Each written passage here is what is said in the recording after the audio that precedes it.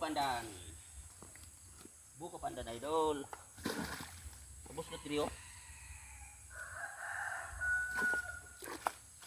Yan sumi bangag sa tabi ng span.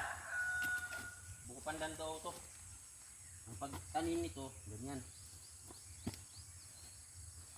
Para hindi siya sa span magduak. Magdungo. Ganyan.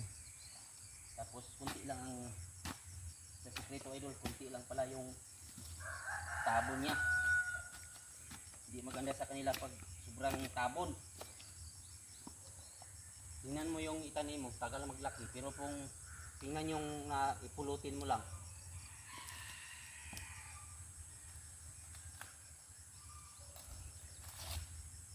Yan.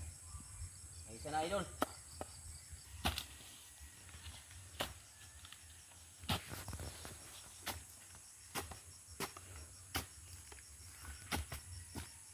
Ito na.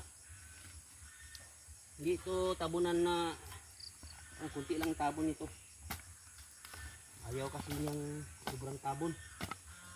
Hindi siya maglaki. Ganyan lang yan, itanim. Kasi na-try ko yun idol.